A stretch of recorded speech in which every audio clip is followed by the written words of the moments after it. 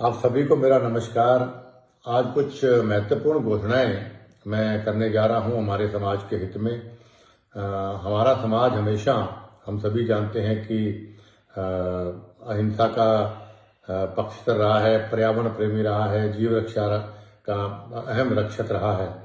और ऐसे समाज का हिस्सा होना मैं समझता हूं मेरे लिए बहुत ही गर्व की बात है। और मैं दिल की गहराइयों से आभार व्यक्त करता हूँ समाज के सभी साधु संतों का, सभी विधायक, पूर्व विधायकों का, पूर्व सांसद का, और समाज के सभी सदस्यों का, और खासतौर से पूरे समाज का, जिन्होंने मेरे पिता स्वर्गीय युग पुरुष बिश्नोई रतन चौधरी भजन लाल जी के स्वर्गवास के बाद मुझे ये इतनी बड़ी अहम सुरक्षित की जिम्मेदारी सौंपी थी और एक विश्वास जताया था। और मुझे खुशी इस बात की है कि लगभग 12 साल से ज़्यादा मुझे संरक्षक समाज का बने हो गए, और इन 12 सालों में मैंने पूरी मेहनत, लगन और ईमानदारी से इस समाज को एक माला में पिरो के रखा।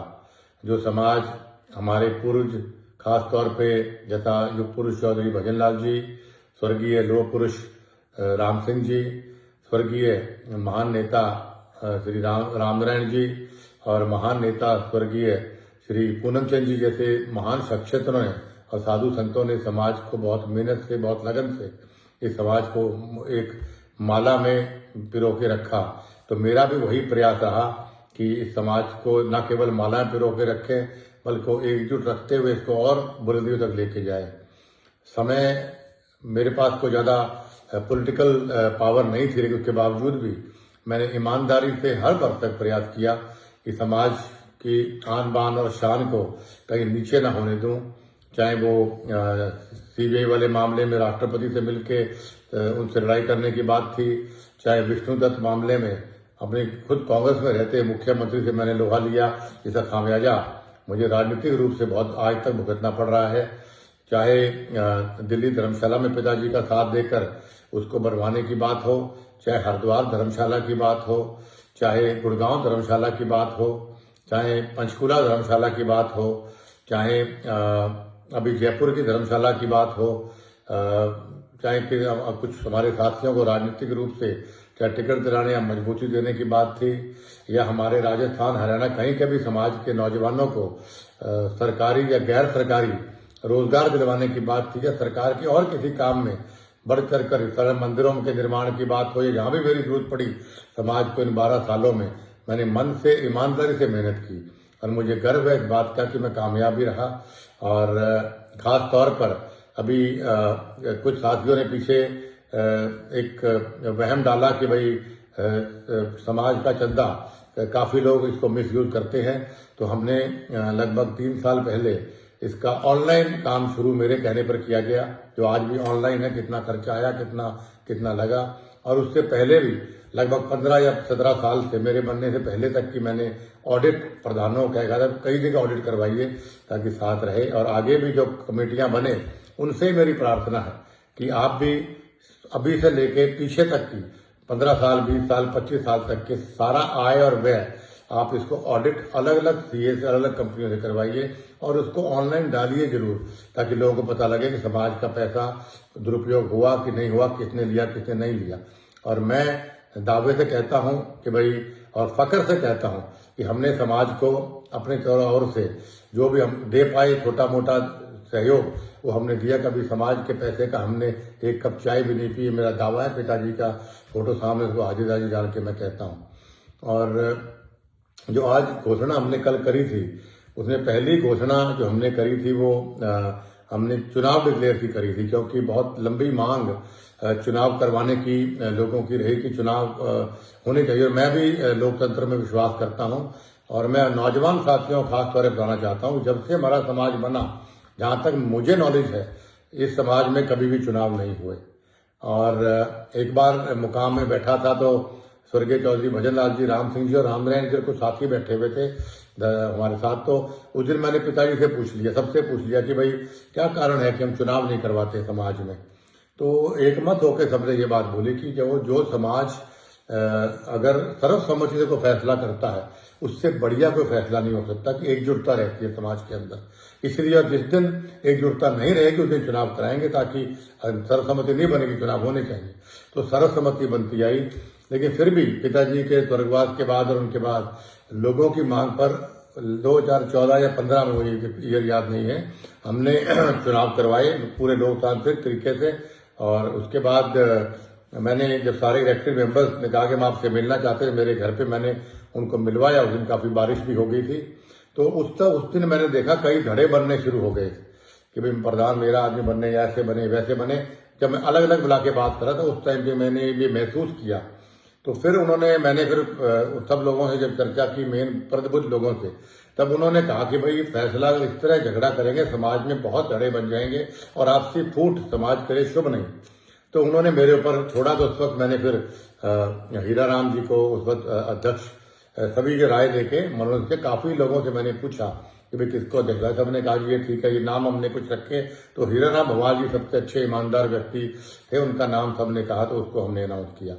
और उसके बाद कोविड आ गया, तो कोविड 1, कोविड 2 आया, तो ये इलेक्शन आगे जाता रहा। तो अभी हमने फिर कल सुबह चुनाव की घोषणा की, और इस चुनाव में हम समझते हैं पूरी पारदर्शिता हो, इसके लिए हमने हमारे पीठेश्वर स्वामी रामानंद जी की चेयरमैनी में एक कमेटी बनाई है 29 मेंबरों की, जिसमें स्वामी रामानंद जी हमारे अध्यक्ष रहेंगे। चुनाव करवाएं, उनकी देखरेख में चुनाव होगा। और उनके साथ अखिल भारतीय बिश्नोई महासभा के हमारे राष्ट्रीय अध्यक्ष जो परशुराम जी हैं, वो उनके साथ वाइस चेयरमैन होंगे। साथ में 27 मेंबर्स होंगे। और श्री S.K. बिश्नोई जी जो बहुत ही प्रसिद्ध समाज सेवी भी हैं, लॉयर भी हैं हमारे समाज के, लीगल ओपिनियन के लिए उनको सबसे राय लेकर हमने नियुक्त किया। और इन सभी से मेरी प्रार्थना है कि 1 मार्च मतलब फागुनी मेले से पहले हमारा नया कमेटी बन जानी चाहिए, चुनाव पारदर्शिता से होकर, और नया अध्यक्ष भी बन जाना चाहिए। और मेरी सभी जो नए इलेक्ट मेंबर होंगे उनसे मेरी हाथ जोड़ के प्रार्थना है, प्लीज आप ऐसा अध्यक्ष चुनिए जो अध्यक्ष जो समाज का जोड़ने का काम करे, तोड़ने का काम ना करे। जो अध्यक्ष 29 नियमों को अपना सम्मान करता हो, जिसके लिए समाज सर्वप्रिय हो स्वार्थ से ज्यादा, ऐसा अध्यक्ष आपको चुनना चाहिए। जो नशा ना करता हो, जो अध्यक्ष माँ और बेटियों को अच्छी तरह से देखता हो और ईमानदार अध्यक्ष हो, उस आदमी को आप अध्यक्ष चुनिएगा। हमारे समाज के भविष्य और बच्चों के भविष्य का सवाल, ये मेरी पहली प्रार्थना भी है, पहली घोषणा भी हमने कल इस बात की हमने करी थी कि भाई हम चुनाव डिक्लेयर करते हैं। आज से चुनाव की प्रक्रिया शुरू, सारा का सारा पावर स्वामी रामानंद जी के पास है। स्वामी रामानंद जी की देखरेख में सारा चुनाव होगा। उनसे प्रार्थना जल्दी से मीटिंग बुलाकर वो अपने आगे चुनाव की प्रतिक्रिया वो शुरू कर दें। और उसके बाद में आपको दूसरी जो घोषणा हमने करी थी कि भाई हमें सब प्रभुजनों से बात करके हमने ये फैसला किया कि भाई समाज में हमें कोई संरक्षक, हमें कोई ऐसा व्यक्ति और बना देखना चाहिए, क्योंकि मैंने कहा कि मैं ज्यादा समय समाज को मैं नहीं दे पाऊंगा। तो हमने यही बात कही कि भाई तो फिर किसको हम संरक्षक का रूप दिया जाए। तो सभी ने एक मत होकर कहा कि स्वामी रामानंद जी जो है सबसे हमारे पीठेश्वर भी हैं, और चाहे हिंदुस्तान हो चाहे विदेश तक उनके बहुत सम्मान लोग करते हैं, और उनको सारे हमारे समाज का ज्ञान भी है और बहुत लंबा तजुर्बा समाज पे है। उनकी तो दर्शन मात्र से सबके पाप खत्म हो जाते हैं, सबके कष्ट खत्म हो जाते हैं। तो उनको मैं समझता हूँ उनसे बेहतर संरक्षक के रूप में कोई होना चाहिए। सबसे राय लेके हमने स्वामी रामानंद जी को संरक्षक हमने नियुक्त किया है, और ये भी एक फैसला हमने कल किया था। और बाकी जहाँ तक मेरी बात है, मैं अपना यही कह सकता हूँ कि मैं कभी पद का लालची नहीं रहा। सभी जानते हैं कि 2000 जब मैंने ऐसी देर की बात उठाई थी, तब मुझे कांग्रेस पार्टी ने लालच के रूप में केंद्रीय मंत्री की पेशकश की थी। मैंने सारे अखबारों में छपा था कि मैंने उसको डिनाई किया था। फिर डेप्यूटी सीएम की मुझे पेशकश की गई थी। तो मैंने कहा कि भाई मैं बिकाऊ, कुलदीप बिश्नोई और बिश्नोई समाज का कोई भी आदमी बिकाऊ नहीं हो सकता। तो मेरे लिए सिद्धांत सर्वप्रिय हैं। तो मैंने वो भी केंद्रीय मंत्री पर ठुकराया, फिर मैंने उप मुख्यमंत्री पर ठुकराया। उसके बाद मुझे पहले अखिल भारतीय बिश्नोई महासभा का मुझे अध्यक्ष नियुक्त किया गया। मैं बनना नहीं चाहता था, लेकिन मुझे जबरदस्ती बनाया गया। तो मैंने चाय लेके साल या 1.25 साल में मैंने खुद इस्तीफा दिया। और उसके बाद बहुत ही प्रसिद्ध और बहुत ही पॉपुलर मलखान सिंह जी अध्यक्ष बने। और उसके बाद पिताजी के स्वर्गवास के बाद सर्वसम्मति साधु संतों ने और सभी लोगों ने मुझे अखिल भारतीय विश्नोई महासभा का संरक्षक नियुक्त किया। तो मैंने तुरंत प्रभाव से अपना इस्तीफा भेजा। रिकॉर्ड की बात है, उस वक्त की कार्यकारिणी से पूछा जा सकता है। मैं लिखित में कहा कि मैं संरक्षक नहीं बनना चाहता हूं, मैं ऐसे पद पे नहीं बैठना चाहता जहां चौधरी भजन लाल जी जैसे महान विभूति बैठे हों। मैं तो उनके मुकाबले में कण भी नहीं हूं। तो लेकिन उन्होंने सभी ने मेरा इस्तीफा ठुकरा के, इस्तीफा फाड़ के बल्कि कमेटी में फेंका गया और ये कहा गया कि भाई चौधरी भजन लाल परिवार के अलावा इस समाज को कोई एकजुट रखने में सक्षम नहीं है। इस पे लोग विश्वास करते हैं। और जैसा मैंने पहले कहा कि भाई 12 साल से मैंने बड़ी ईमानदारी से इस समाज को आगे चलाया है। तो लेकिन आज मैं इस अखिल भारतीय विश्नोई महासभा के संरक्षक पद से मैं त्याग पत्र देता हूं, क्योंकि मैं व्यक्तिगत कारणों से मैं इस समाज को ज्यादा समय नहीं दे पाऊंगा, क्योंकि राजनीतिक रूप से मुझे आगे बहुत बढ़ना है और भी मुझे काम है। लेकिन आप इस बात से बिल्कुल चिंतित मत होइए, जब भी समाज को मेरी जरूरत पड़ेगी तो मैं 24 घंटे समाज की सेवा में मेरे घर के दरवाजे खुले हैं। दुख में सुख में इस समाज ने हमेशा मेरा साथ दिया और आज भी मुझे बड़ी खुशी है कि आज कल मुझे रजिस्टर देके गए इस हार के अंदर भी कि 200 से ज्यादा इलेक्टेड और नॉमिनेटेड मेंबर्स ने ये लिख के दिया कि कुलदीप बिश्नोई में विश्वास जताते हैं। और जो हमारी कमेटी है 21 मेंबर की, एक का हमारे स्वर्गवास हो गया, उनमें से 20 में से 14 लोगों ने भी ये आस्था जताई, विश्वास जताया कि भाई कुलदीप बिश्नोई हमारे संरक्षक है और रहेंगे।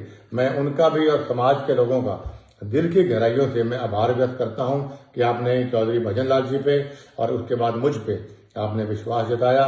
और उम्मीद करता हूं कि आपके चौधरी भजन लाल जी ने भी और मैंने भी आपकी अपेक्षाओं पे, आपकी आशाओं पे हम खरे उतरे। और आगे भी मैं आपसे यही कहना चाहता हूं कि समाज को जहां भी मेरी जरूरत पड़ेगी, आधी रात कुलदीप बिश्नोई हाजिर है। और ईश्वर से प्रार्थना करता हूं कि जो लोग ये वीडियो देख रहे हैं, गुरु महाराज उनके स्नेह, अपने स्नेह का हाथ, प्यार का हाथ, आशीर्वाद का हाथ हमेशा मेरे बिश्नोई समाज के ऊपर बनाए रखे। बोलो गुरु जम्बेश्वर भगवान की जय।